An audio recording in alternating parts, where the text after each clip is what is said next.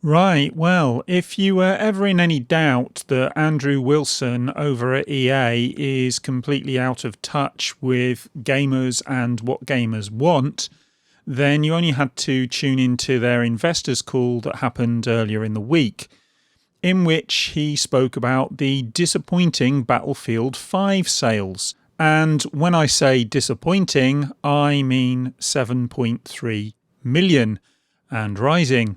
Now, that's not an insignificant 1 million drop on Battlefield 1, and some people are reporting that it's a 63% drop, but this is only for physical sales, so we have to factor that in as well. And, you know, they may well have sold a lot more digitally. It wouldn't be at all surprising. But from EA's perspective, that is an extremely disappointing result. And after the meeting, and this wasn't the only factor in the meeting, but after the meeting, their shares plummeted yet again. But the thing I want to talk about here isn't specifically relating to the shares and how investors felt, so much as Andrew Wilson's attitude. And there was something he said during this investor call that I thought was very telling. He starts by talking about Battlefield 5, and he says, "We made some decisions on launch timing and key features of this game that we felt would improve the quality of the experience." He then says, "For context, Battlefield 5 was designed from the beginning to offer a long-term live service." Well, that in itself is not a surprise because we know that EA are trying to push everything into becoming a live service. But that's not the part that really struck me.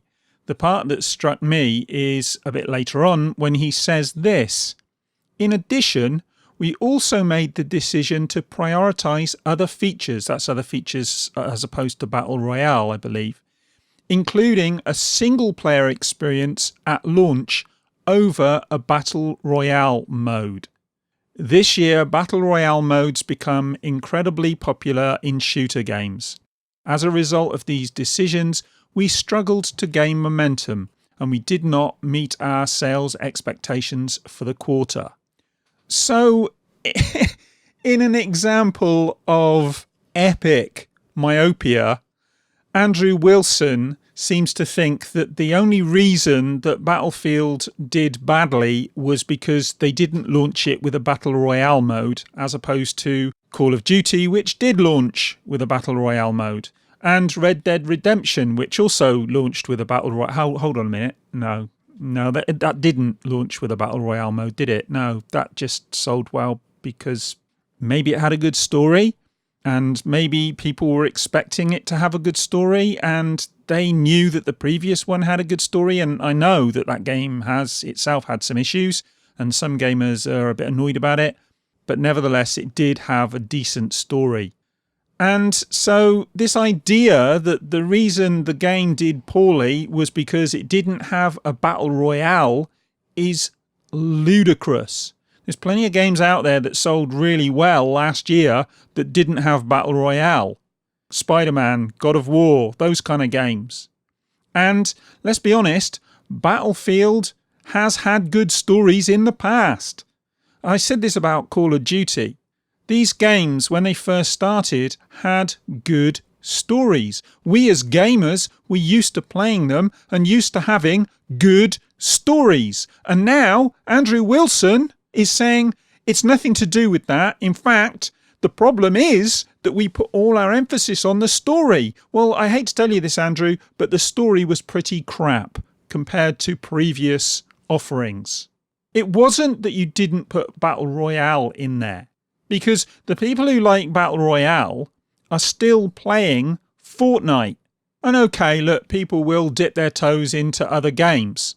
But the reality is that even if you're dipping your toe into something like Apex, another EA property, people will go back to the game they know and love unless you can present them with something that adds to that. If you can come out with a Battle Royale mode that is better or in some way different that adds to what people are already used to playing, they may move over to your game. Yeah, I mean, it happened with Fortnite. People were playing PUBG and some of them moved over to Fortnite. And I think they have got different audiences anyway. but there's a limit to how many Battle Royale games people are going to be able to play. And personally, I'm not a big fan of Battle Royale games. I don't particularly like Apex. I'm not saying it's a bad game, and I was going to make a video talking about that as well. I don't particularly like it. I think it's quite a decent game, but I'm not really interested. Not that much. I'll give it a go. I'll dabble with it. But I do the same with Fortnite. I'll dabble with it. My son loves it. He plays it whenever I give him the opportunity. But he's not going to move over to Battlefield, apart from the fact I won't let him because it's an 18. But this idea that leaving Battle Royale out is what made the game suffer, when there's all sorts of other things going on with the game, with the marketing campaign and the way you pissed gamers off with the woman with the prosthetic arm, which, didn't really bother me, but people were getting up in arms about it. And then instead of addressing those issues, you come out and in effect have a go at them. That didn't really help, did it? And I know this is acknowledged to some degree in the conference call, but the reality is that Battle Royale, it was nothing. If you'd have released Battlefield 5 and it had a really good campaign, I would have bought it. But no, you have to chase everybody else's coattails. You have to try and follow the trend. Why not look at your properties, look at the strengths of your properties, and focus on those strengths? If you do that, people will buy your bloody games. Why do I want a Battle Royale mode in Battlefield? Seriously, why would I be interested in that over a good story, which is what I always bought those games for? And I know there are other gamers out there who would buy it for a Battle Royale mode. Some people, maybe that's all they want to play, Battle Royale. But most of us, we want diversity in our games. And when I say diversity, I don't mean people with different colours and women and all the rest of it. I'm fine with all that too. But I want games to be diverse in the sense that I want to have different types of game. And if all you're doing is hanging on to the coattails of your competitors and trying to follow what they're doing, well, I'm not really interested, because the people who've done it before probably done it better than you anyway. So, Andrew, get your head out your arse. Start making some proper bloody games. Stop focusing on the bloody monetization, for crying out loud, and produce something good. And you know what? We'll buy it. We'll buy it and we'll play it. And if you monetize it fairly, we may even splash some cash on it. And this has been coming for years with EA now. This is not just one game. This is not just Battlefield. This has been going on since you introduced Ultimate Team into FIFA. And it's got worse and worse and worse until some of us have got to the point where nah, we're not doing this anymore. Year on year, you try and find new ways to fleece us. And what happens if you keep doing that? Do you want to know, Andrew? If you keep doing that year on year, sooner or later it catches up with you. And this is what is happening now. Gamers don't trust EA anymore. And if you put a game out, people will be looking at it very, very carefully. And, maybe that's not fair. Maybe you could put out a fantastic game and it won't do as well because people are suspicious.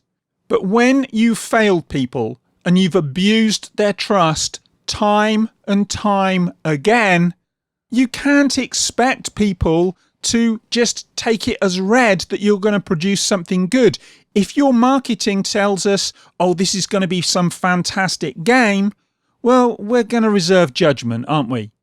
And, this is the same with Anthem. This is the same with Apex. And like I say, I'm not a fan of Apex. I've played it a few hours now.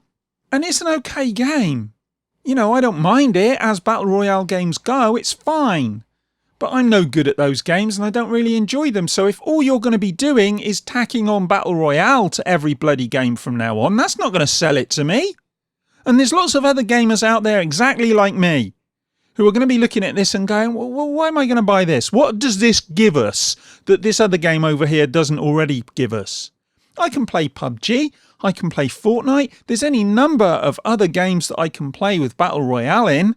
What are you giving me that they don't? It beggars belief that somebody who is the head of a gaming company can be so bloody out of touch. Do you not get that gamers want these other types of games? They want you to make good games. Jesus Christ, have you looked at your portfolio lately? You've got some of the best back catalogue out there. You could produce so many great games and people would love you for it. But no, you just keep chasing that bloody dollar, don't you? And all the while you're doing that, you're not going to be producing the best games you can because you're going to be putting pressure on your developers, and those guys are going to be working on games and they're not going to be producing the best they can. And then what happens? They fail. In your eyes, they fail. What, 7.3 million? That's not good enough. On your ear. They fail, and then you close down the studio or you move them on to some other project. To me, this is not how you run a business, surely. If you run a business, say, I don't know, you're a business making cars. You're a business making cars and you've got a van and you make this van and it's a great van. And then you decide that company over there, they're not making vans, they're making skateboards. Let's go and make skateboards. So you go and make a few skateboards. They're not as good as the skateboard that the other company made. And you're going, well, I don't understand why we're not making money doing this. We've jumped on this popular bandwagon. Why are we not making money? Well, because you're a fucking van manufacturer. You should have stuck to making the bloody van, shouldn't you? I mean, it's a stupid analogy, I know, but come on, please. This man knows nothing about video games. And that would be fine if he would listen to the people working for him who do know about video games. But instead, no.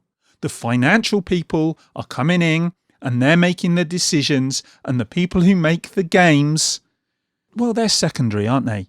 The game is the last thing on anyone's mind, it seems, at EA. And that, I said this in a video the other day, that is us about face. Make a good game. Put the good game out there. Get people interested because it's a good game. Create some good feeling. Make people go, oh, you know, EA are back. They're producing good games again. And then, as I said before, if you monetize it fairly, we'll be happy, we'll play the games, and you'll make money. I guarantee you, you will make money. Because we don't mind you making money. We just mind you taking the piss. And Andrew Wilson, you're taking the piss. Oh. Anyway, that's me done. I just had to get this one off my chest. I didn't intend to go on this long. It became a bit of a rant. But yeah, that's how I feel about it. I'll speak to you in the next one. Bye.